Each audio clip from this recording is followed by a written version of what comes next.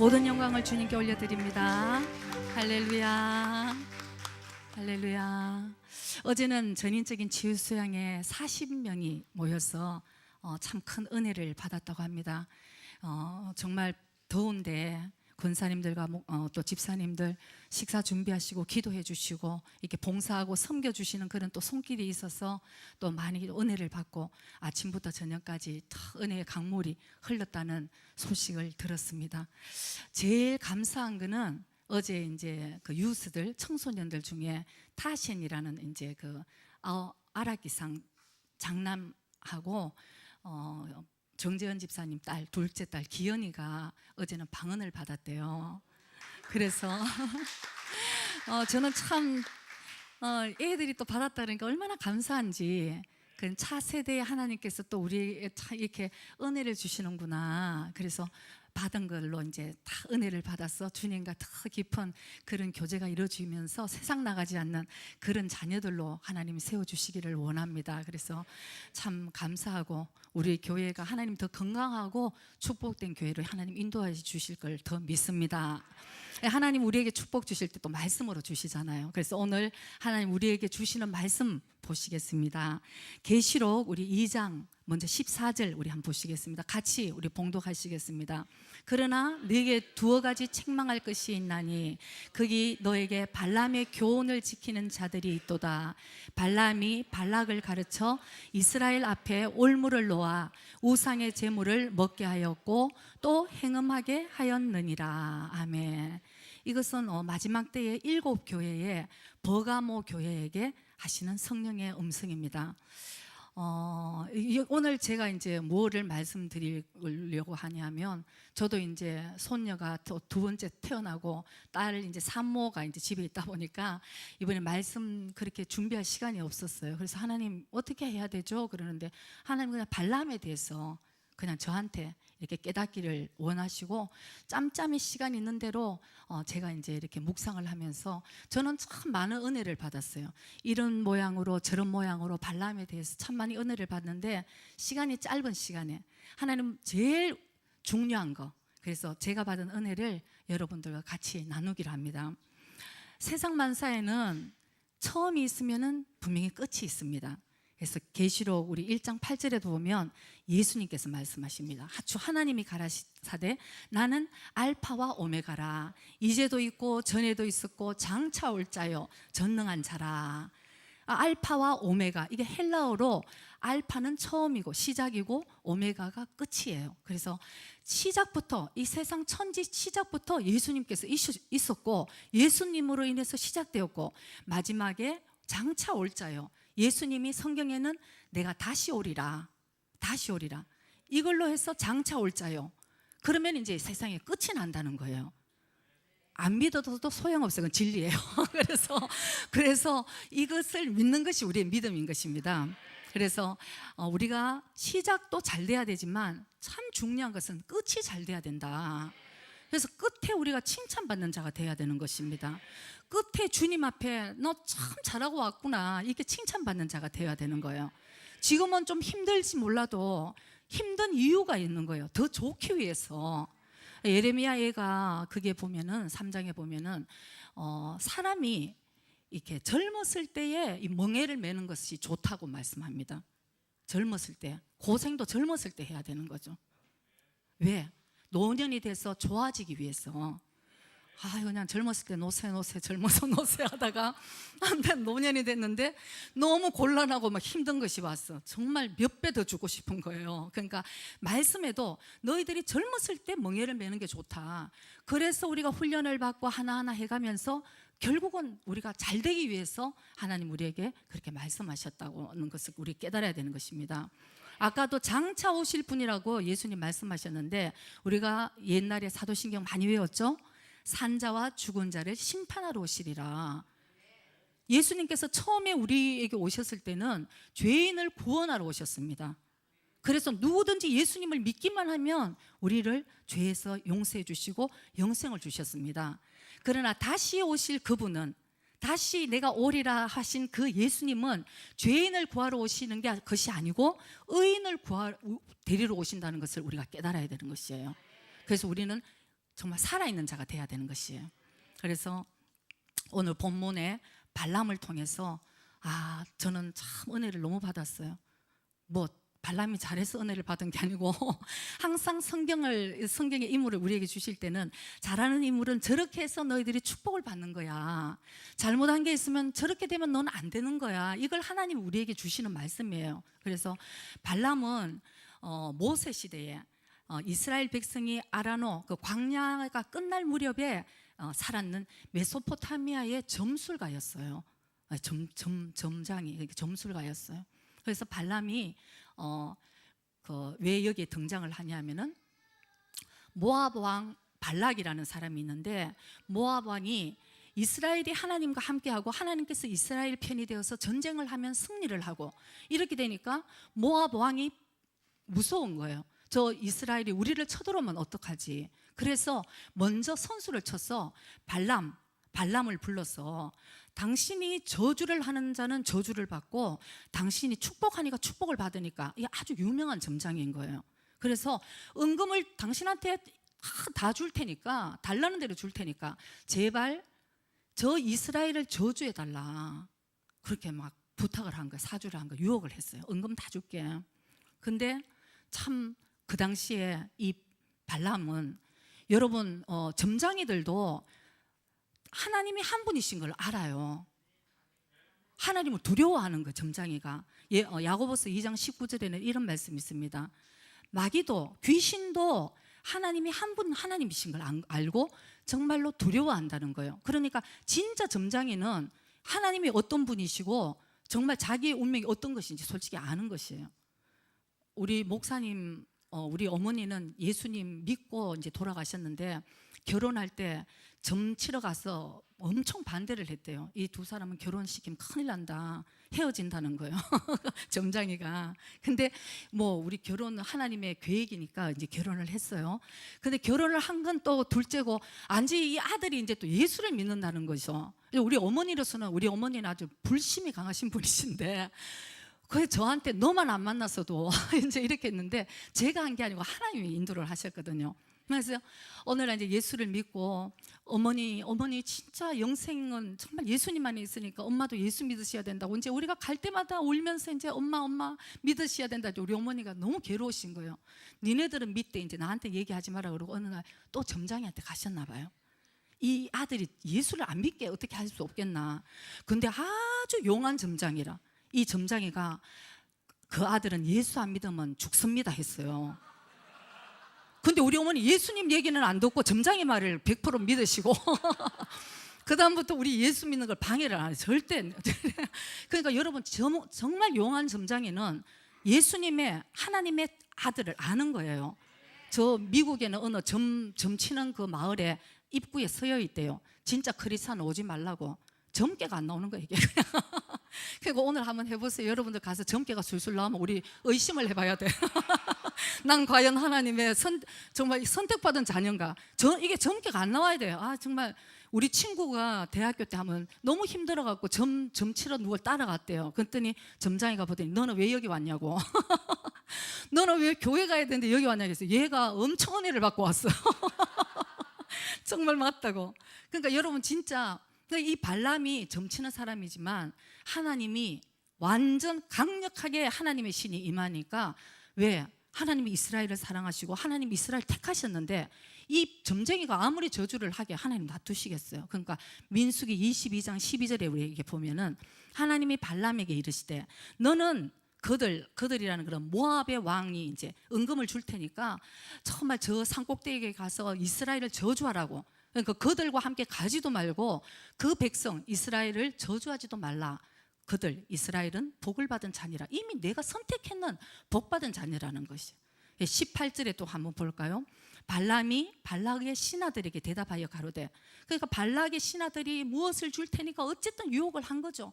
가기만 가서 저 이스라엘을 당신의 그 입술로 저주만 해주면 저주가 임할 것이다. 그래서 발람이 발락의 신하들에게 대답하여 가로되, 발락이 그 집에 은금을 가득히 채워서 내게 줄지라도 내가 능히 여호와 내 하나님의 말씀을 어기어 덜하거나 더하지 못하겠노라. 참 점쟁이가 된 거예요. 그래가지고 이 말을 정말 발람이 지켰습니다. 내가 하나님의 백성을 내가 어떻게 저주를 하겠느냐. 하나님이 하지도 말라 했으니까. 그래서 그래서 참 순종을 했습니다. 민수기 24장 한번 볼까? 1절. 발람이 자기가 이스라엘을 축복하는 것을 여호와께서 선히 여기심을 보고 전과 같이 사수를 쓰지 아니하고 그 낯을 광야로 향하여 이제 발람이 좀 알았어요. 자기가 이스라엘을 축복하는 것을 여호와께서 선히 너무 좋게 여기셨다는 거예요. 그래서 전과 같이 자기가 이제 점을 치지 않고 겨우 하나님이 그 백성을 함께한 그 광야에 자기도 얼굴을 이제 향했다는 거죠. 그러니까 2절에 한번 봅니다. 눈을 들어 이스라엘이 그 지파대로 거하는 것을 보는 동시에 하나님의 신이 발람 위에 임하신지라. 하나님의 신이 강하게 이제 붙으셨습니다. 그래서 이렇게 잘했는데 발람이 정말 칭찬받아야 되는, 발람 너 진짜 잘했어. 그런데 여러분, 나중에 이스라엘이 결국은 모압을 치고 하나님께서 그 이스라엘에게 말씀합니다. 이 사람 저 사람 이 사람 저 사람 하나님에 대적하고 정말 잘못한 사람의 이름을 들면서 그 사람들을 끌어내서 죽여라. 참 안타까운 일이지만 그 안에 발람의 이름이 있어요. 여러분, 발람이 이렇게 잘했어요. 하나님의 신이 임해서 이렇게 저주하라는 유혹도 뿌리치고 이제는 마음에 하나님의 백성을 오히려 축복하는 것, 그것은 하나님의 선한 뜻인 줄 알고 축복을 했는데 왜 마지막에 하나님께서는 그 발람을 잡아서 목을 쳐 죽었다는 거예요. 31장 민수기 31장에 그게 보면은 결국은 발람이 정말 죽임을 당합니다.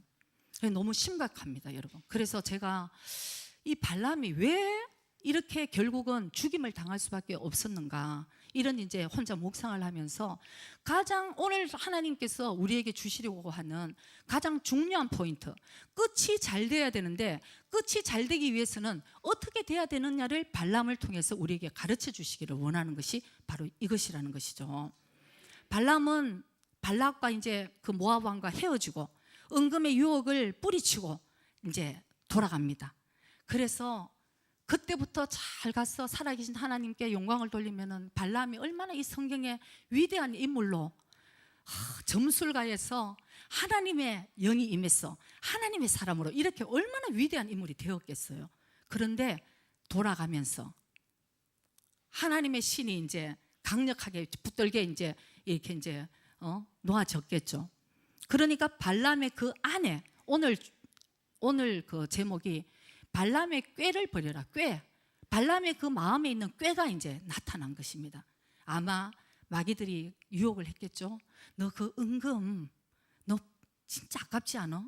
한 번만 저주하면 되는데 이스라엘 정말 백성들을 네가 저주만 하면 발락의 왕이 너에게 뭐 엄청 네가 달라는 대로 다 줄 텐데 아깝지 않아? 아마 속삭였을 거예요. 그래서 끝까지 오늘 발락이 왜 죽임을 당했느냐, 발람이 끝까지 그 마음을 지키지 못했다는 것입니다. 유혹에 넘어가고 말았어요. 그래서 발락 왕 앞으로 다시 되돌아갑니다. 가서 이런 얘기를 해줘요. 이 꾀를 이제 가지고 발락에게 이제 얘기를 하는 거죠. 뭐냐면은, 왕이시여, 저 이스라엘 백성은 이미 하나님께서 선택하시고 축복하기로 작정하신 민족이기 때문에 우리가 아무리 저주를 한다 해도 이거는 소용이 없습니다. 거기서 이제 끝날 줄 알았는데, 그러나 한 가지 꾀가 나오는 것이에요. 그렇다고 영 방법이 없는 것은 아니올시다. 그래서 그 방법을 이제 내가 얘기를 해줄 테니까 그러면 은금을 이제 내가 손에 넣겠다.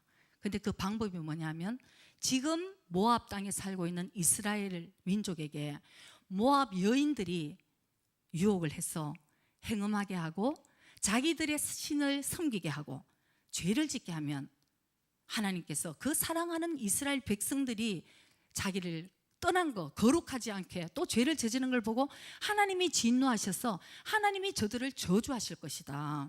이렇게 꾀를 내서 얘기를 했는 것입니다. 그래서 결국은 그렇게 되어버렸어요. 이스라엘 백성이. 그러니까 결국은 모압 여인들과 이미 이제 이 음행이 이제 그 족장부터 위에부터 이제 윗물이 이제 윗물부터 섞기 시작하니까 이스라엘 민족들이 거기서 행음이 시작되고 이 모압 여인들이 섬기는 그 신으로 유혹을 해서 그냥 제물에 섬긴 그 바친 것을 먹기도 하고 또 이렇게 이방신을 섬기게 하는 이런 죄를 저지르게 했던 것입니다. 그래서 하나님께서 여러분 구약에도 오늘날도 마찬가지지만 구약에 하나님은 신랑이에요. 그러니까 이스라엘 백성들은 신부라는 것이죠. 그런 관계예요. 너무나 사랑하는 관계. 그러니까 이미 이스라엘 민족들이 모압 여인들과 행함을 하고 이방신을 섬겼다는 자체는 신랑 대신 하나님의 마음으로 보면 이게 사랑하는 여인이, 사랑하는 아내가 지금 바람이 나서 지금 다른 남자와 놀고 다니는 그런 상황이잖아요, 여러분. 그러면 그 남편이 참 당신 오늘 참 재밌게 놀았느냐 이렇게 얘기할 남편이 어디 있겠어요. 사랑하면 할수록 가슴이 찢어지죠. 안 그래요, 여러분? 그러니까 하나님께서 이 사랑하면 할수록, 그러니까 하나님은 질투하시는 하나님이시라고 말씀하셨죠. 사랑하면은 여러분 질투가 나오는 건 진짜 사랑이 없을 수도 있어요. 너무나 사랑하면 저 사랑이 다른 데 가면은 이게 질투가 나오게 되어 있죠. 하나님은 우리를 그만큼 사랑하신다는 거죠. 그래서 하나님께서 결국은 그 죄에 대해서 너무나 진노를 하시고, 여러분 하루에 이스라엘 백성들이 이 온역과 전염병 때문에 하나님 진노 때문에 죽은 자가 24,000명이나 되었어요. 하루에 24,000명. 옛날에 300명 가지고 전쟁해서 막 승리하고 이런 시대인데 24,000명이나 하나님의 진노로 죽어버렸는데, 그것이 결국 발람의 꾀가 가져온 이 엄청난 결과였다는 것입니다. 그러니까 오늘날 아까 본문에 보면은 버가모 교회에게 하는 성령의 음성입니다. 14절, 13절 먼저 한번 볼까요? 13절에 한번 보면 버가모 교회에게 성령께서 네가 어디 사는 것을 내가 아노니 거기는 사단의 위가 있는 데라. 내가 나의 이름을 굳게 잡아서 내 충성된 증인 안디바가 너희 가운데 곧 사단이 거하는 곳에서 죽임을 당할 때에도 나를 믿는 믿음을 저버리지 아니하였도다. 버가모 교회 교인들은 여러분 이런 믿음이 있었어요. 순교를 하는 상황에서 하나님 살아계십니까? 아유 뭐 하나님 믿었는데 뭐 이런 일만 이게 아니고 그 안디바가 죽는 장소, 순교하는 장소인데도 죽음을 당할 때도 하나님을 믿는 믿음을 저버리지 않은 정말 대단한 믿음을 가진 버가모 교인들이었습니다. 그러나 그 다음에 14절에 한번 볼까요? 그러나 그런 버가모 교회, 그런 믿음이 있는 너에게 두어 가지 책망할 것이 있나니 거기 너에게 발람의 교훈을 지키는 자들이 있다. 버가모 교회 안에, 너희들 안에 발람의 교훈을 지키는 자가 있다는 말씀입니다. 발람이 발락을 가르쳐줬죠. 그 꾀를 가르쳐줬어요. 이스라엘 앞에 올무를 놓아 이미 모압 여인과 행음하게 하라. 그 올무를 놓으니까 넘어가게 되어 있잖아요. 우상의 제물을 먹게 하였고 또 행음하게 하였다. 그래서 여러분 우리가 오늘 이 영적인 전쟁을 우리가 잘 알아야 되는 것이에요. 영적인 전쟁. 우리가 눈에 보이지 않는 영적인 존재가 있는 걸 우리가 압니다. 이제 우리를 공격하는 것도 우리가 알아요. 그런데 제일 중요한 것은 우리는 많이 영적인 정말 마귀들이 나를 공격해 왔어, 넘어졌어. 그러면 마귀만 하나님께 심판을 받는 것이 절대 아니라는 것을 여러분 꼭 기억하셔야 돼요. 그렇기 때문에 우리가 깨어 있어야지 되는 거죠. 깨어 있어야. 베드로전서 5장 8절에는 이런 말씀이 있습니다. 근신하라, 깨어라. 우는 사자가, 너희 대적 마귀가 우는 사자같이 두루 다니며 삼킬 자를 찾나니. 눈을 부라리면서 지금 삼킬 자를 찾아. 왜냐하면 이 마지막 때에는 오히려 택한 자녀들까지도 넘어뜨리려고 마귀가 난리를 부린다는 것이 성경에 이미 나와 있잖아요, 여러분. 그러니까 영적인 전쟁이라는 것은 진정으로 내가 정말 깨어서 마귀가 나를 유혹한다 해도 우리는 어떻게 해야 돼요? 깨어 있어서 그걸 물리쳐야 된다는 거죠. 그래서 우리가 깨어 있어야 된다는 것을 우리가 정말 먼저 깨달아야 되고요. 우리가 유혹에 넘어갔기 때문에 하나님께서 아유 그래 너는 유혹에 넘어갔구나, 알았어, 너는 약하니까 내가 지켜줄게, 이게 아니라는 것입니다. 성령을 이미 보내주셨을 때는 이미 승리는 너희들이 예수의 이름으로 기도하고 예수의 이름으로 선포하고 그러면 이미 승리를 너에게 줬으니까 천국의 열쇠를 우리에게 주셨다는 것이죠. 그럼 우리가 이제 열어야 되는데 맨날 당하고 있으면 이게 하나님의 뜻이 아닌 것을 우리가 깨달아야 되는 것입니다. 그래서 우리가 우리에게 공격해오는 이 영적인 공격들을 우리가 잘 물리치고 발람의 꾀가 우리 안에 있는지 없는지 우리도 그것을 잘 우리가 살펴봐야 된다는 것입니다. 그래야지 끝까지 잘 달려갈 수 있는 그 비결이 내 마음에 발람의 꾀가 있는지 없는지. 어느 날 바리새인들이 유대 사람들이 손도 씻지 않고 먹는 것을 보고 막 흉을 봤어요. 예수님, 쟤네들은 정말 더럽게 손도 씻지 않고 막 그냥 먹어요. 우리 보통 그렇게 얘기하잖아요. 눈에 보이는 대로. 참 손도 안 씻고 먹네 저렇게. 근데 예수님의 생각은 달랐습니다. 사람이 입으로 들어가는 것이, 손 안 씻고 입으로 들어가는 것이 너희를 더럽게 하는 게 아니고, 그 사람을 더럽게 하는 것이 아니고, 그 우리 인간의 이 마음에서 나오는 것이 우리를 더럽게 한다. 여러분, 이게 정말이에요. 우리가 생각을 하고 내 마음에 품었던 것, 더러운 생각들, 살인하고 간음하고 음행하고 위증하고 거짓말하고, 이런 것이 너희들을 더럽게 하지, 손 안 씻고 입으로 먹는 거, 물론 그것도 손 씻으면 더 좋지만 그걸로 얘기하지 말라는 것입니다. 하나님이 우리에게 이 버가모 교회뿐만 아니고 너희들 중에서도 발람의 교훈을 쫓는 자들이 있다. 너희들 조심하라는 것이죠. 그래서 저희들 마음에도 오늘 이 말씀이 버가모 교회에게 주시는 성령의 음성뿐만 아니고 저와 여러분들에게 주시는 성령의 음성인 것을 우리가 깨닫기를 원합니다. 그래서 우리가 항상 끝까지 잘 달려가야 된다는 것을 깨달아야 되는 거예요. 왜? 구원도 여러분 마태복음 24장 13절에 보면은 끝까지 견디는 자가 구원을 받는다고 말씀합니다. 중간에 잘 가다가 나는 옆길로 갔어. 예수님 믿는. 여러분, 제가 왜 이런 얘기를 하냐면 요즘은 주의 종들이나 목사님들이나 성도들이 어쩌면 그렇게 잘 넘어지는지 제가 이제는 막 너무 마음이 아파서 차마 입으로 제가 말하기가 너무 부끄러운 얘기들이 너무 많아요. 여러분, 어쩌면 저럴 수가 있나요? 왜 저러면서 주의 종이 됐는가? 저는 그 사람을 판단하는 것이 아니고 적어도 자기를 치고 이겨나가야죠. 몇 년간 10년간이나 그런 죄를 저지르면서 어떻게 단에서서 하나님의 말씀을 선포하고 얘기를 했는지 저는 그게 제일 두렵더라고요.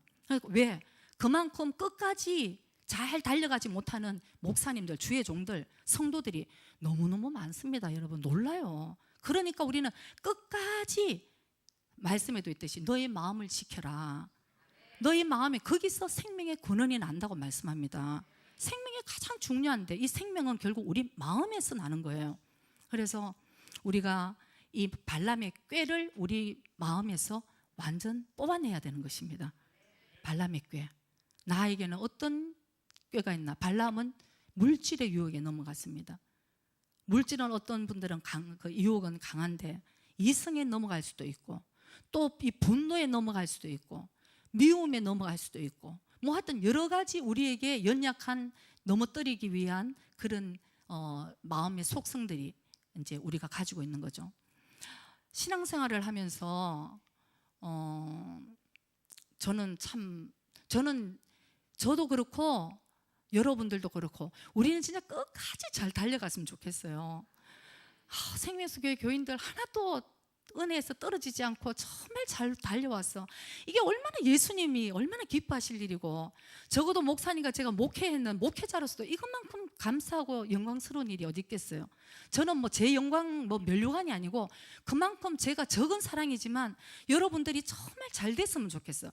영생을 얻고 정말 축복된 길로 갔으면 좋겠다는 게 뭐 그거 하나밖에 없어요. 여러분, 진짜 하나님 제 마음 아실 거예요. 그래서 근데 신앙생활을 하면서 제가 이렇게 보면 꾀를 쓰는 분들이 의외로 있어요. 계산하고 어떨 때 이렇게 식사를 할 때도 이렇게 보면 저는 그걸 일부러 보려고 보는 게 아니고 하나님이 알게 해주셔요. 이렇게 보이게. 어떤 우리가 봉사를 하는 데도 있잖아요. 봉사를 하는데도 어떤 분들은 목숨을 걸고 뭐 그냥 죽는지 사는지 모르고 봉사하시는 분이 있는가 하면 봉사를 똑같은 장소에서 하면서도 그냥 계산하는 분들이 또 있어요.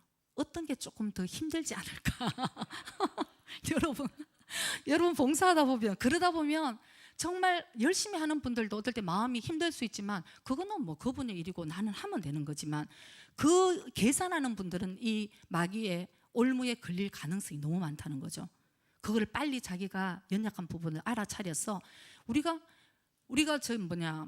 하나님은 그런 마음을 하나님 참 기뻐하시지 않는데, 어느 날 그 빌립이 나다나엘, 요한복음 1장에 보면 나다나엘에게 나타났어요. 저기 구세주가 나타났어. 그랬더니 이제 나다나엘이 누구야? 이제 물어봤어요. 그러니까 빌립이 저 나사렛 사람인데 요셉의 아들이래. 그랬더니 나다나엘이 이런 얘기를 했어요. 무슨 나사렛에서 뭐 그렇게 선한 것이 나겠어? 이렇게 얘기를 했어요. 나사렛은 아주 그 총구석이니까 거기에 무슨 구세주가 나타나면 뭐 그렇게 좋은 사람 인물이 거기서 태어나겠냐. 근데 나중에 무화과 나무 밑에서 예수님께서 나다나엘을 알아보시는 거예요. 그랬더니 이제 나다나엘이 얼마나 놀랐겠어요. 근데 예수님이 보시는 눈은 확실히 우리 네 생각과 내 생각은 틀리다는 게 진짜 맞아요. 우리는 아유 정말 더러워, 손을 그냥 안 씻고 먹네. 우리의 수준은 이런 수준이고 어머 저 사람 뭐 이렇고, 하나님은 그 중심을 보고 계시는데 예수님께서 나다나엘에게 하시는 말씀이 놀라운 거예요. 우리 같으면 제 같아도 그럴 거예요. 너 아까 뭐라고 얘기했어? 뭐라고? 나 고향이 나사렛이다. 하나님이 나를 택하셨는데 네가 뭐라고 그랬어? 나 다 알아. 이제 이렇게 얘기를 할 텐데 예수님께서는 네가 참 이스라엘이 사람이야. 너한테는 가식이 없어. 예수님이 보는 눈은 그래요, 여러분. 그러니까 우리가 계산하고 이런 걸 하나님 참 싫어하세요. 왜?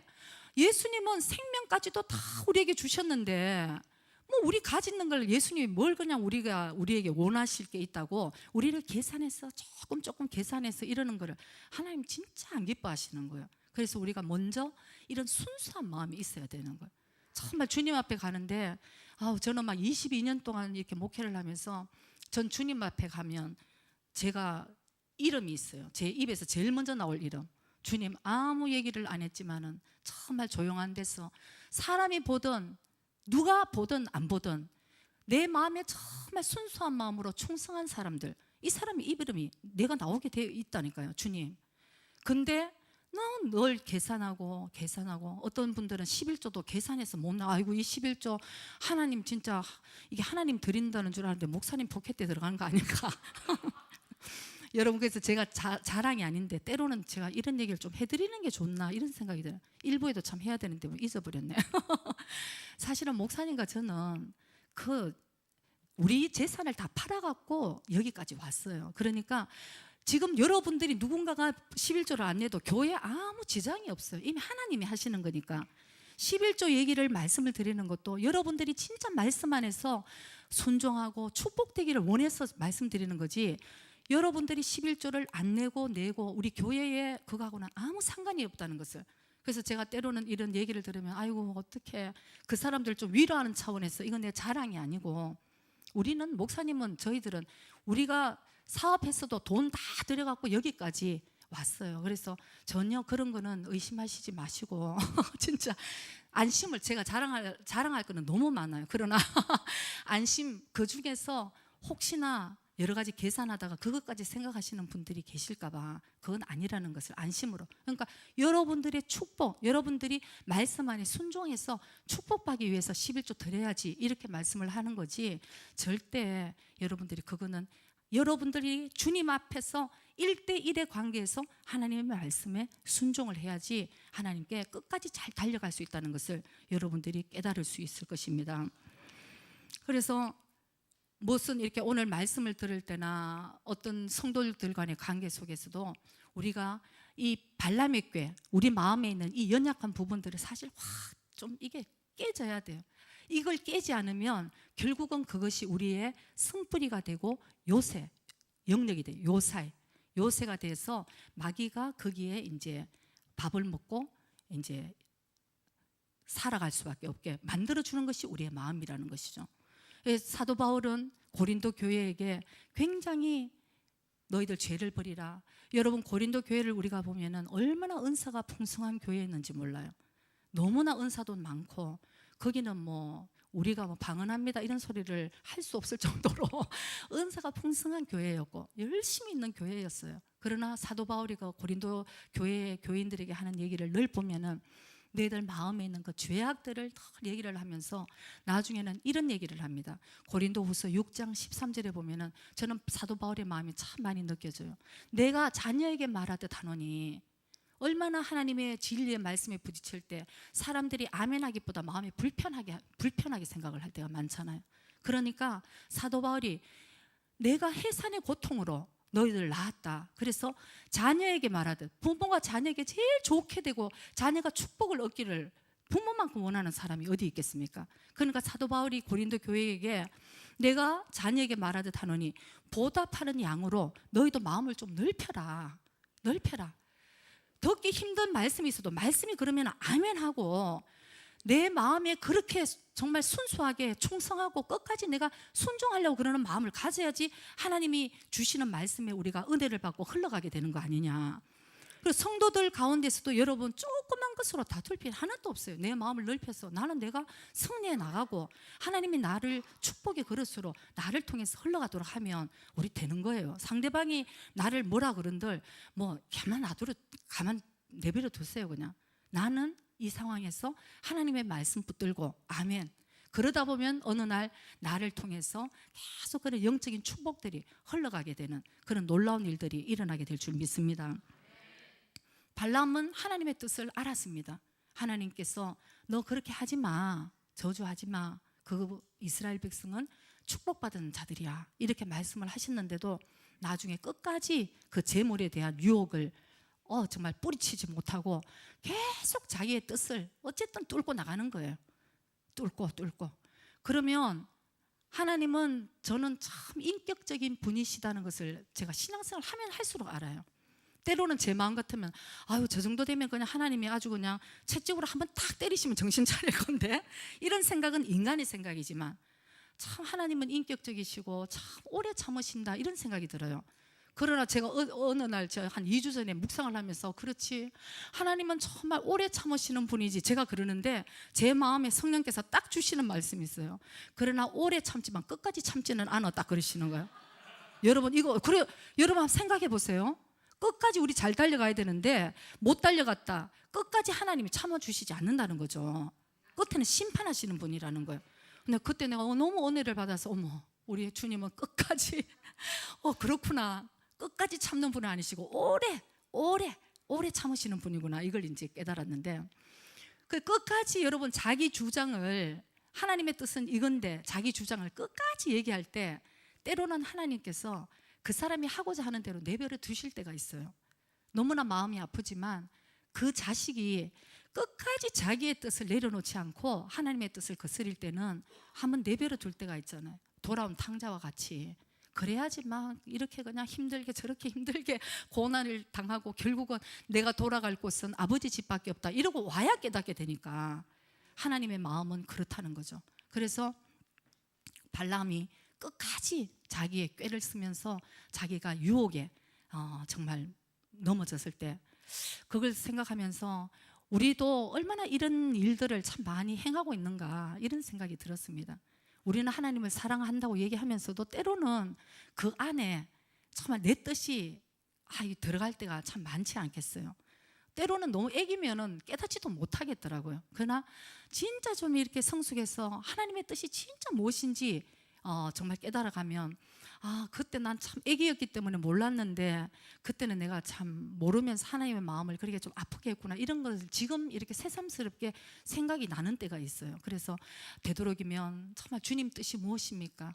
정말 주님 뜻대로, 정말 오늘도 오면서 일부 예배에는 그런 말씀이 참 강조가 됐는데, 하나님의 은혜 없이는 우리는 아무것도 할 수 없다는 것을 우리가 다시 깨달아야 되는 거예요.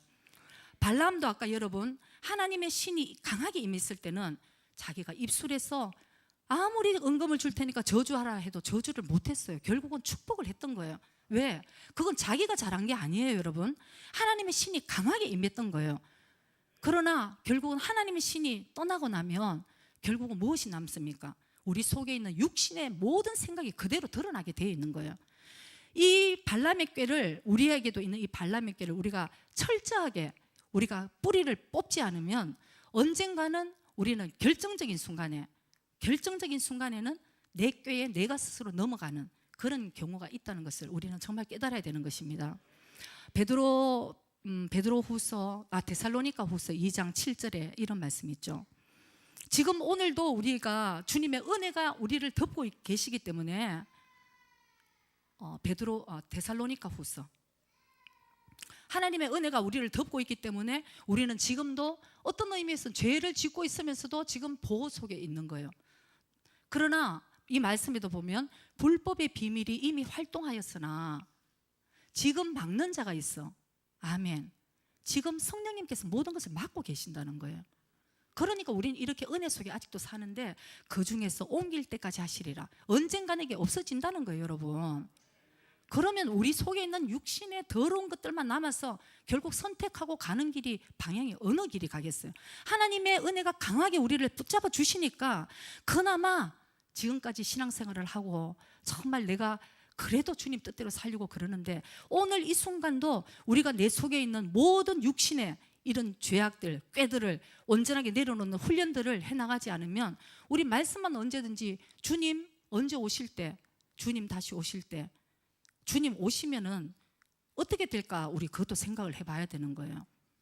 오늘 변하지 않으면 그때도 변화되지 않는다는 것을 우리 솔직히 알아야 되는 거예요. 오늘 충성하지 못하면 그때 시간이 있어도 충성 못하는 거예요.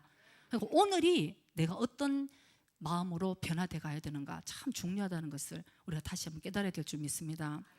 얼마 전에 한 두 분의 꿈 얘기를 듣고 제가 좀 재밌다 그럴까? 그래서 여러분들하고 같이 한번 나눌까 이런 생각을 합니다.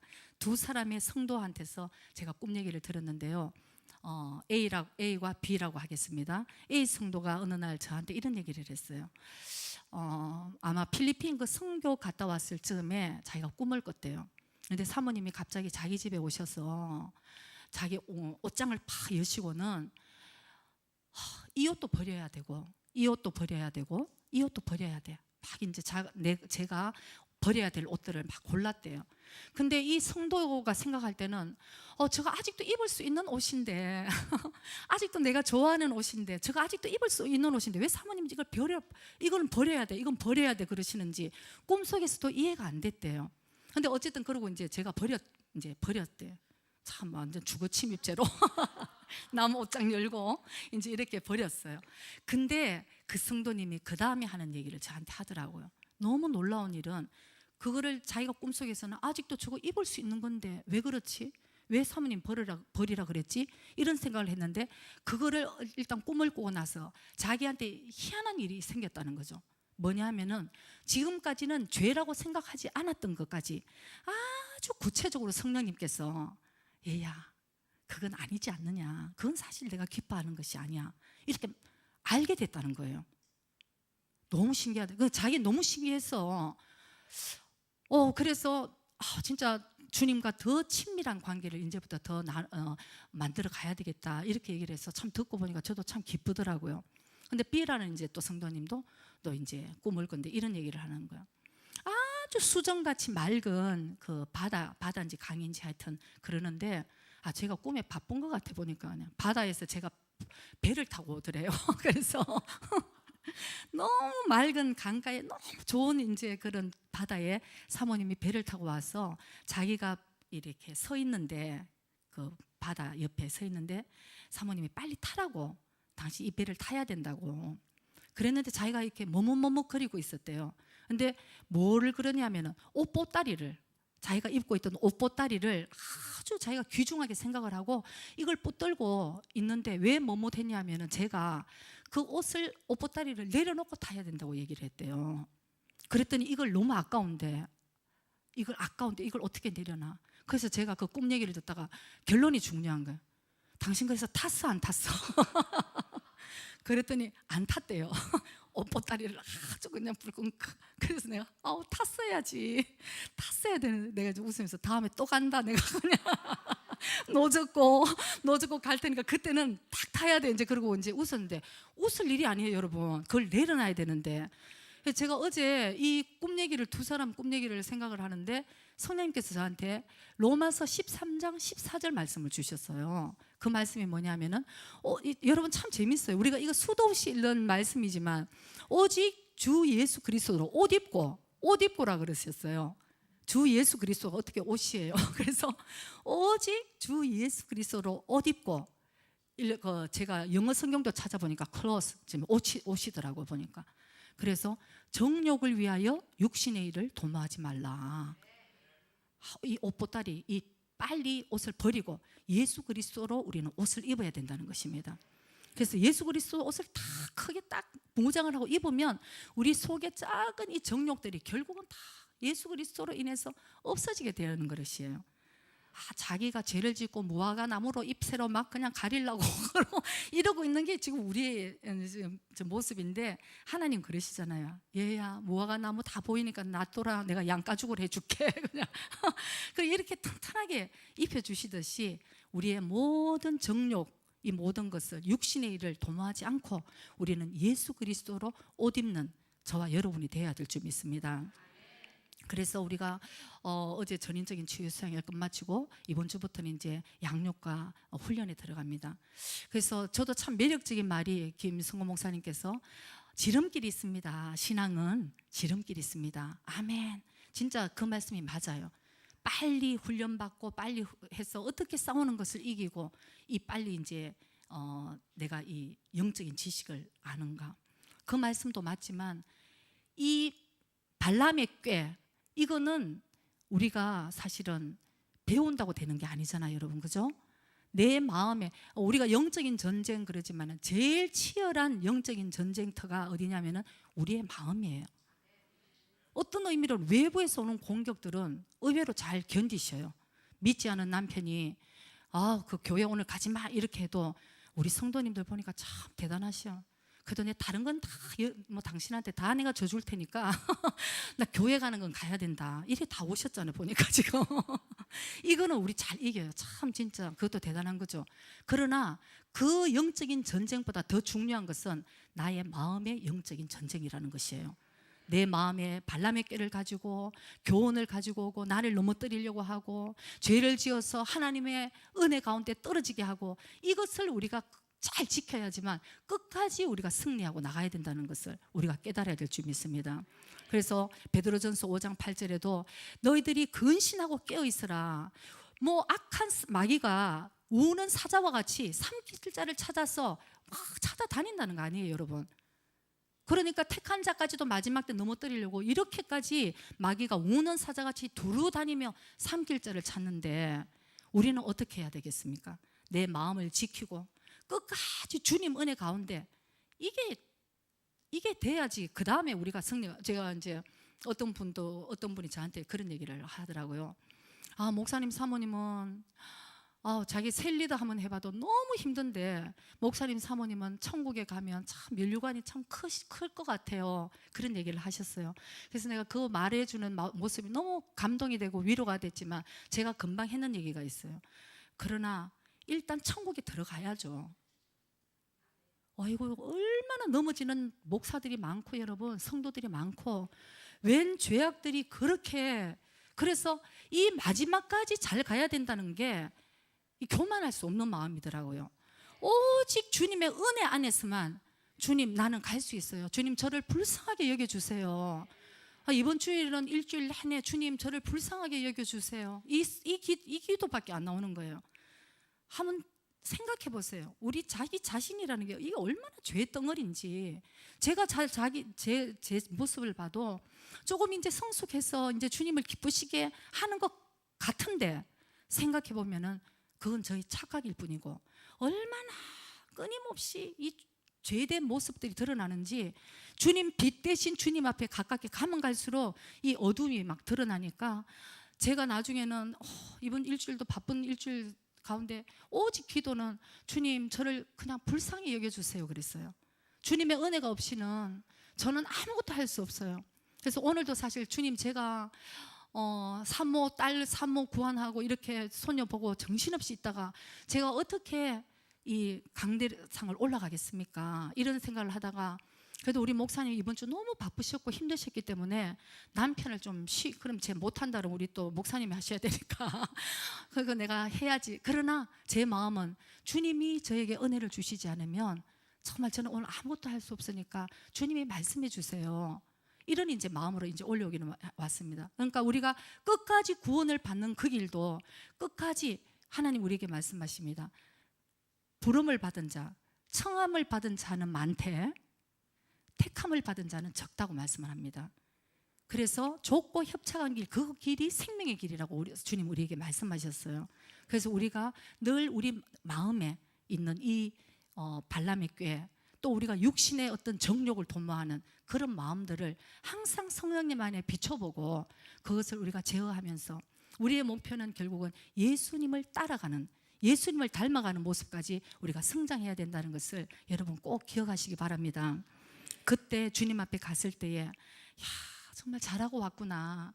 너 그렇게 힘들었는데 정말 잘 견디고 왔구나. 끝이 잘 되고 끝이 칭찬 듣는 저와 여러분이 돼야 될 줄 믿습니다. 그래서 그런 칭찬들이 여러분들에게도 다 똑같이 임할 수 있도록 주님의 이름으로 축복합니다. 기도드리겠습니다.